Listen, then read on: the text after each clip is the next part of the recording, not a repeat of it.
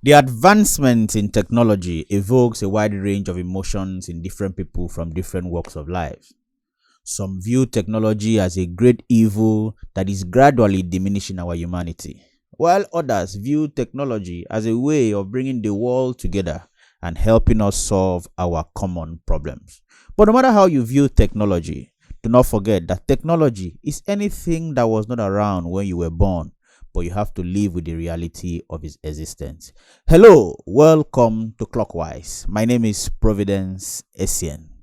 Clockwise is a podcast sponsored by Netizen Nigeria. Yes, the biggest ICT hub in Akwa Ibom State. This podcast focuses on the tech world, its opportunities, the various in-demand skills that can give you a tech advantage to earn in dollar and to spend in naira. For today, being our first episode, we'll be discussing a very interesting topic, a very interesting aspect of the tech world, which is cybersecurity. And I have in the house, as a studio guest, a mind-blowing specialist, a cybersecurity specialist with evidence and with results. But you're going to meet him after this break. Thank you.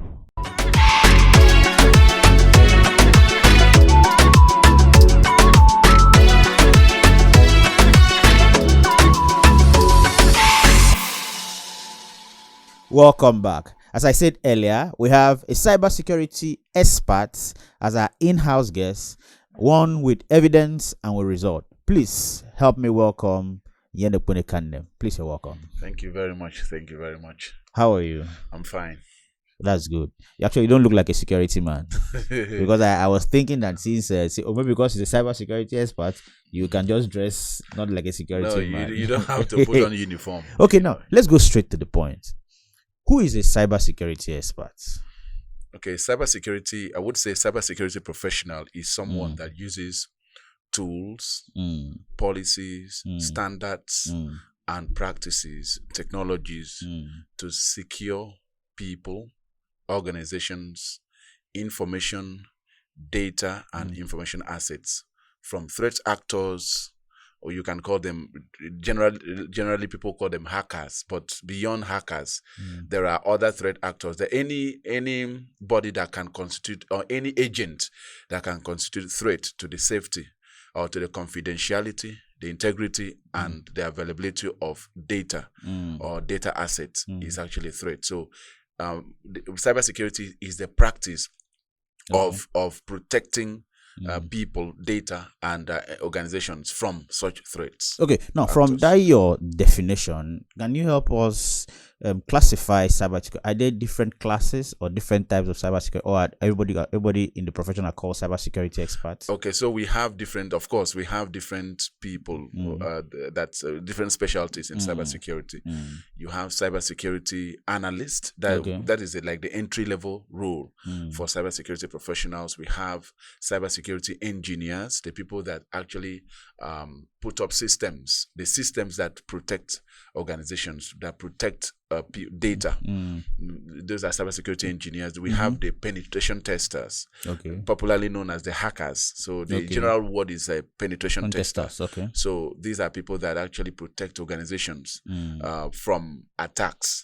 Then you also have the cybersecurity, the cybersecurity compliance officers, for example, people that are involved in audits, cybersecurity audits, to ensure that organizations meet with minimum regulatory standards. Okay. Yes. There are guidelines, regarding cybersecurity for now the organization. What skills do you need to have, you need to acquire to qualify you for an entry level job? Okay, entry level opportunity as a cybersecurity analyst. So entry level of security role, like I mentioned, cybersecurity analyst.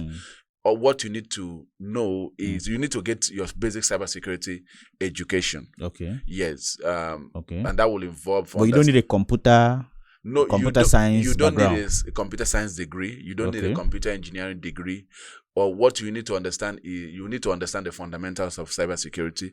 Okay. And you need to understand some of the frameworks or cybersecurity frameworks, and then you need to understand how to use some tools like SIEM tools, like security incident information and events management tools. Those are SIEM tools. We have like we have the Splunk, we have the Google Chronicle. Those are like the industry leaders. You have to understand what we call the packet sniffers, because you might need to capture and analyze data.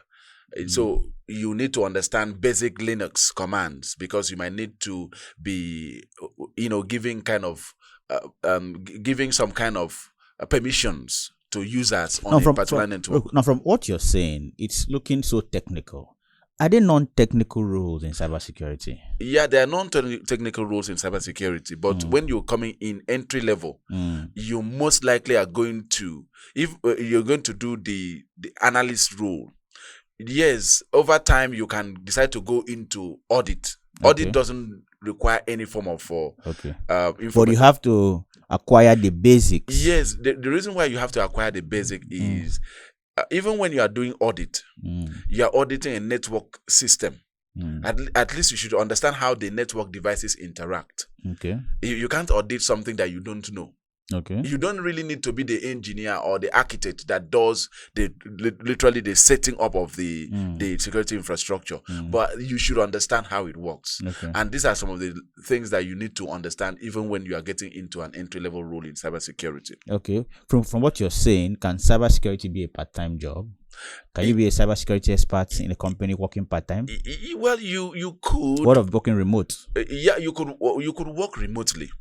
You could also work part-time, but the point is that in cybersecurity, for starters, security is a very critical job. Okay. That you really need to work almost, you need to put all your time. A couple of days ago, I was about to go somewhere, and immediately I got an information that the system I'm monitoring, that I'm actually protecting, was under attack. I had to drop every other thing I had to do to ensure that I do conduct an incident response to, so it's a very intensive role that you might not be able to work on it part-time. Okay. Because even if you call it part-time, what if something happens? You are called, maybe you are trying to do something else, and you are called that there is a security incident. You have to leave everything you're doing and respond, because the fact is that incident time is very important in cybersecurity incident management. Yes, because a single 1 minute could actually spell doom for your critical asset, data, information assets. Okay. So it's not something you want to do part-time. That's one. Then the other thing about remote work, yes, you can work remotely. I know a lot of people that work remotely. But I would say for now, most companies, like I look at some of the roles that are advertised, most companies like people to work within the premises of the company. Okay. Because you're talking about protecting information.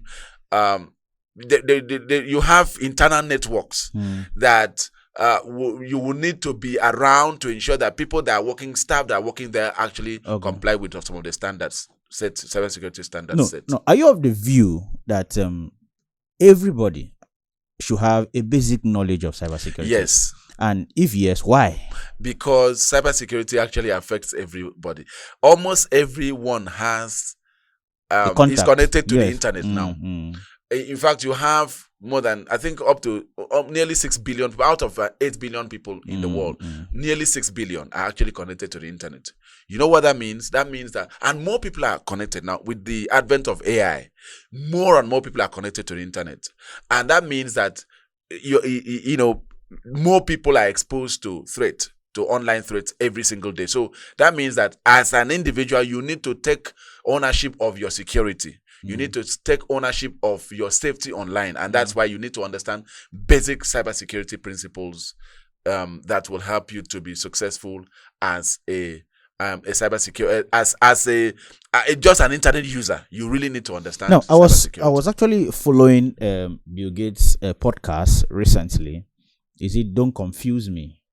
That's the name of the podcast. Okay. Now, he spoke about certain things, especially in the tech world, the changes. Okay. He spoke about how when him and Paul founded software many years ago, and software was the move from you giving the computer or the system commands to you using icons to navigate yourself your way around the system.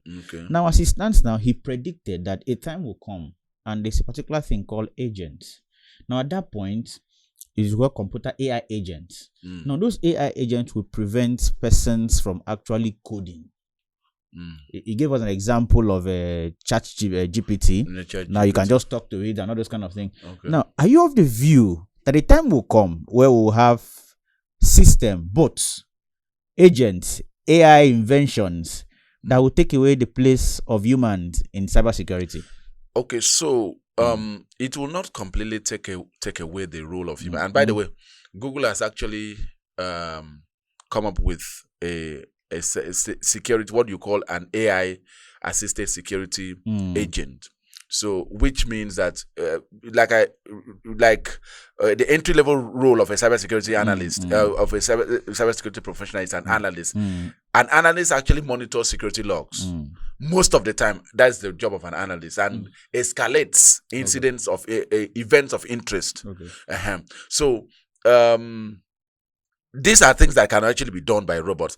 In fact, at the moment, we use Python. We write programs that help us to make some of these decisions. Do you believe that robots can actually do those things?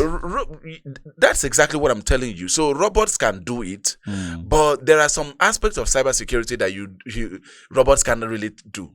Because this is something, for example, GRC, governance, risk management, and compliance. These are things that you need humans to design these policies, standards, and ensure that these are enforced. Yes. So there is a place for what I would call AI. I wouldn't say robots.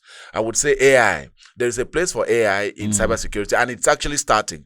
A lot of companies,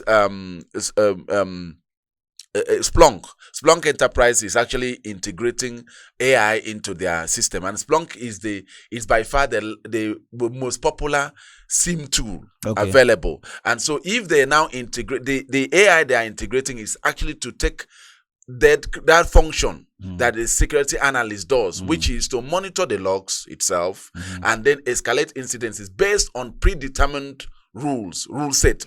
So, for example, you could say if there are, let's say, 10 failed login attempts, do what? Escalate this. That doesn't look normal, so escalate it. Do you understand? So these are some of the things that an AI tool can do. But currently it's being done by, so in some organizations it's still being done by security analysts. Those are some of the things that an AI could do. No, I actually know that you did not study cybersecurity in the university. I knew that your first degree was in engineering. But I'd like you to hold that thought. We're going to talk about that after this break. Thank you very much.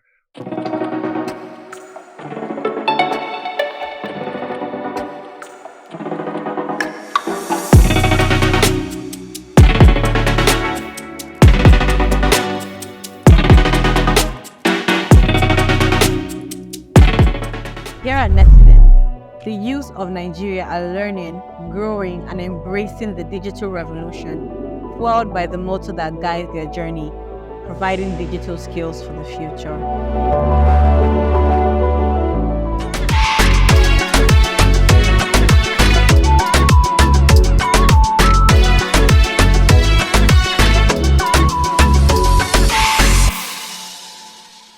All right, welcome back. We are still discussing cybersecurity, and our in-house analyst, cybersecurity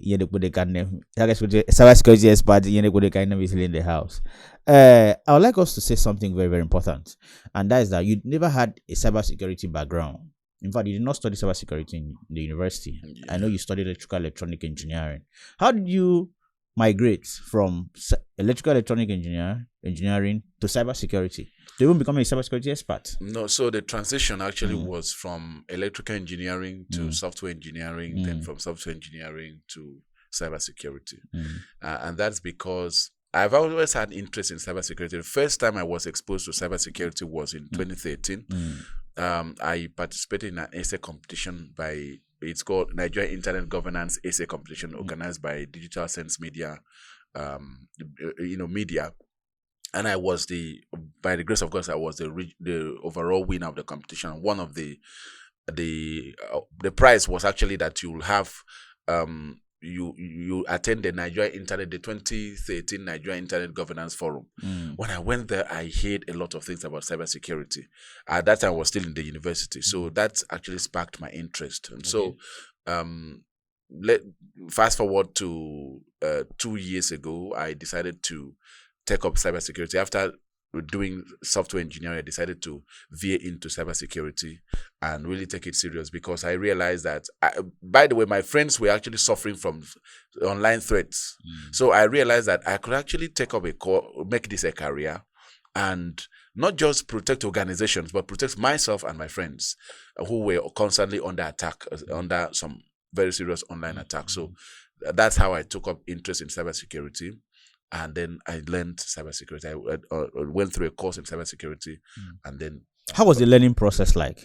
The learning process is. Do you require a lot of mathematics? No, not mathematics really, but okay. Let me say, because of my background in software engineering, it was a little bit easier for me to get into cybersecurity, because things like network, like Linux, things like programming, like Python, things like network security. Those were things that I could really relate with. So it was easier for me. But I think anybody can actually still do it, because if you look at it, networking,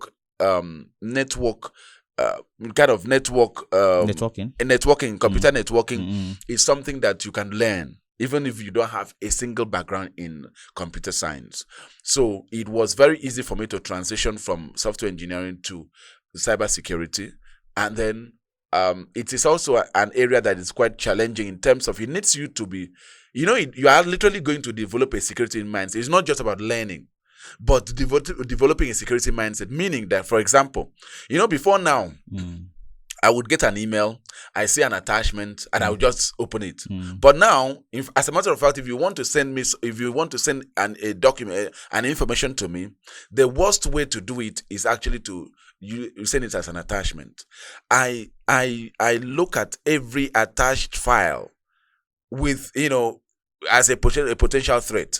Okay. Yes. So it gives you the security consciousness. That security consciousness is there. That security consciousness is there. In fact, the moment I look at, because there are a lot of phishing attacks are very common these days, and one of the most popular methods of phishing is by sending an attachment. So someone sends you an email, it contains an attachment, and then once you click on the attachment, you either are going to download a malware, you can download a worm, virus, or is that how Facebook pages are hacked? No. For Facebook pages, mostly, Facebook has what we call two-factor authentication. Because most people, they'll send them link, and once they click on the link, their page is gone. No, if you are sent a link and you click on that link, what most likely you don't have a two-factor authentication. Okay. Yes, because sometimes what they are harvesting, two-factor means you have to use beyond your password. You have to verify beyond your password. You need to put in either a code from an authenticator, like a Google authenticator, or an SMS from a code from your phone. That's an SMS code from your phone. If you have done that, it will be difficult for them to actually gain access. Except what they mostly do these days is that they will tell you, okay, we have a message for you. Can you send us your phone number? And then by the time you send them your phone number, the next thing they will do is they will call you and say, okay, we are trying to send something to you. Where you actually use your phone number. We are trying to send something to you, and a code has actually been sent to you. Please, can you send us that code so we can complete this transaction? Mostly they will tell you they want to send you a birthday gift. Yes. And then they will tell you, okay, send this code, and then you get the transaction completed. That has actually happened to me before, and I was just laughing at the guy. He didn't know that I have this background. So, so the fact there is that if you send them that code, that is the last information, information they need to take over your Facebook account. Okay. And unfortunately, there is nothing you can do about it except you report that page as being hacked, and Facebook takes it down. Okay. Or Facebook will require, if the reports are there's so much report about that account, Facebook might require whoever has access to the account to send an original government issued ID. And the fact is that if he's not able to send, then that page will be taken down. Okay. Yes. Now, apart from you having an engineering background, which I know that you've done mathematics and every other technical aspect of learning, can anybody learn cybersecurity? Anybody can learn cybersecurity. Because cybersecurity, you have the fundamentals of cybersecurity, which is literally, I advise every single person to take up, at least understand the fundamentals of cybersecurity. It's for your own protection. The reality is that the most important asset today is data. That's why you hear a lot of people talking about data privacy and all those things. Data is very, very important to every single person. Then, how do you protect your data? It's actually by understanding the fundamentals of cybersecurity will teach you how to respond. For example, I just mentioned the fact that you should never share your secret phrase or secret code with anybody. You should never send anything. If someone tells you, it's called phishing, actually, using voice communication to extract information from people. Someone calls you and say, I'm from your bank, and I need you to send me this particular information. Mostly, what they will do is that they will tell you your BVN. They will tell you your email. They will tell you a lot of things that will align so much to what the truth is about you. So you'll be convinced that this person must be from your bank. The reality is that the bank will never. The bank already has every single information they need from you. So why will they ask for those, for example, things like your password, your bank password? They have everything. So they will never ask for those information. That's what every single person should know. And that is what you learn in the fundamentals of cybersecurity. You'll understand the different attack types. There are different attack vectors. Attack vectors, these are different forms through which you can be attacked. So by the time you understand those different forms, you'll be at alert. So if someone sends you an email that contains an attachment and tells you to click, and then you look at the domain name. Sometimes, for example, let me use netizens for example. Netizens is NETISENS. netisensict.com, for instance. Someone will send you an email purportedly from netizens, and then would that email will come from a domain name like NETISENS.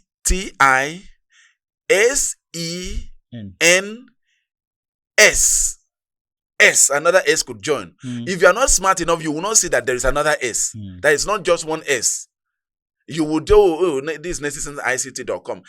Something that will be difficult for you to spot.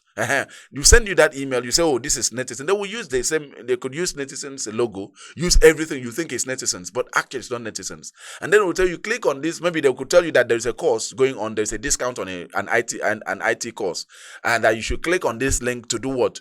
To register for that course. You click on the link, it takes you to a page, and you are asked to put in your credentials. And then once you put in your credentials, they get those credentials and they could do anything they like with it.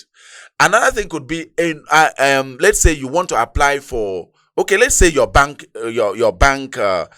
online banking platform. They could create a clone of that platform with the domain name that has been modified a little bit, so that you are not able to notice. And then they will tell you to provide your banking. Oh, we need to update your information. It's been a while since you last updated your information. And then you put your genuine login information, the genuine banking information. They will use that genuine information which you have put in, thinking that you're actually interacting with your bank, and then use that to do what? To now log into your bank, your bank platform, the online banking platform, and then steal your funds. That attack is called man in the middle attack. So there are different attack types that you can understand when you learn the fundamentals of cybersecurity. And that's why I personally would advise people to try and understand the fundamentals. You don't need to go, if you are not doing a career in cybersecurity, you don't need to go into the programming and all those things, or to learn some of the other tools that you need to protect systems. Now, tell us the content of cybersecurity. Somebody want to start learning now. What would the person start learning from? Like the content. So first of all, you have to understand the fundamentals of cybersecurity. Okay. Then you have to understand the cybersecurity framework. There are different frameworks. You have the NIST cybersecurity framework. Frameworks are actually they're actually a set of rules that actually allow people to consider risk when planning their security infrastructure. Then you also have to learn about the security domains. We have about 8 cybersecurity domains. The security domains will allow you to know which one you would want to, because like I told you, cybersecurity is very broad. You might want to specialize in a particular security domain. You will want to learn about that. Then you will now learn about the cybersecurity tools. Like I mentioned about things like packet sniffers, network protocol analyzers, packet sniffers. You want to learn about SIEM tools, security information and events management tools. You want to learn about, because those are the tools that you will use to identify an event of interest. Yes, there is what we call incident response. Yes, which you'll want to understand something has happened, something has gone wrong. You need to do some investigation. You need to respond to ensure that if it's an attack, you minimize the losses.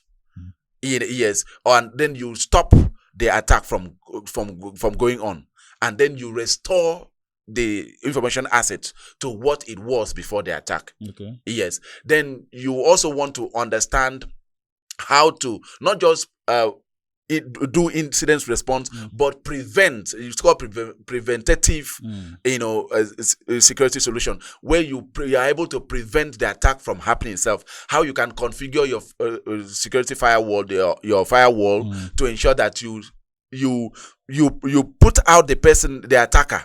You make it difficult for the attacker to break into your network, your organization's network. How you are able to do that is also what you are going to learn. Then you also have to learn how to audit systems. Yes, because again, you are working with a system that you have people. If you are a security analyst, for example, you are working with people that some of them don't understand anything about security. Then you have to understand. You have to provide things like standards, policies, security standards that each individual employee in an organization have to follow in order to ensure that your work is easier. Because let me tell you this: no matter the security firewall that you have, someone coming in with a flash drive, a USB stick that is infected, and plugging it into a server rack can actually compromise the system and render everything you have done, all your cybersecurity efforts, useless, null and void. So you want to ensure that the employees don't serve as the attack route, what we call the attack vector. Okay. Yes. You want to ensure that you have such policies in place. Now, from what you've said, what is the future of cybersecurity in the world? The future of cybersecurity in the world is, I would say, is that I look at a world where everybody, because I have this feeling that if we are to learn cybersecurity, the cybercrime operators are also learning the same thing. Yes. So how do you? So you have to stay one step ahead. That's one. Number two, you have to understand the attack types that I mentioned. You have to understand the attack vectors. Close all of those loopholes as much as possible. Make it very difficult for the threat actor to come in. For example, like I said earlier, threat actors always look for the easiest route to gain access. Okay. And then the easiest route to gain access, which is phishing. So instead of having to break into, maybe you have your organization has a firewall that is very difficult to break in with rules that kick every threat actor out. What if I get the login details from one of the employees? Okay. I just send a message, an email to one of the employees, and tell them to give me, and send them to a website where they will put their information about the organization, including their login details, which I can use to access the organization's internal network. And what the threat actors do is that when they break into a network, they don't attack immediately. They will do what we call lateral movement. They will try to put, put what we call back doors. But it takes time. What is first? Is it yes, it takes time. Okay. But this is what they do, so that if they are shut out, if a security professional realizes the route through which they came in and they are shut out, they have other routes that they have created to gain access back into the network. So you have that. Threat actors would mostly use the internal members of the organization, like staff, to actually gain access. So one of the ways you can actually, one of the tools you can use is to educate your security the employees on how to be security conscious, so that they will not be the vector through which attackers. From this analysis that you've done, can you say cybersecurity is a lucrative profession? Because you've mentioned a lot of roles. Is it a lucrative profession in Nigeria? It's a very lucrative profession. But in cybersecurity, you not be, with the advent of remote jobs, you're not looking at Nigeria, for example. Okay. You as a cybersecurity professional, you can literally work Nigeria, anywhere. The country has not bought into the idea of the country has bought in, of course. Okay, for example, all banks. We have banks. We have payment solutions, payment gateways. We have that actually employ cybersecurity experts, professionals. All of them have to comply to a standard called the PCI DSS, Payment Card Industry Data Security Standard. And guess who are the people that actually ensure that they comply with this? It's cybersecurity professionals. So it's a lucrative. So it's a lucrative venture in a lucrative career in Nigeria and outside Nigeria. On this note, we'll come to the end of today's episode, Clockwise, and we'll meet again on Friday. But before then, remember that the illiterate or 21st century are not those who did not go to school or those who will not go to school, but there are those who will not evolve as their environment is evolving. My name is Providence Essien. See you on Friday.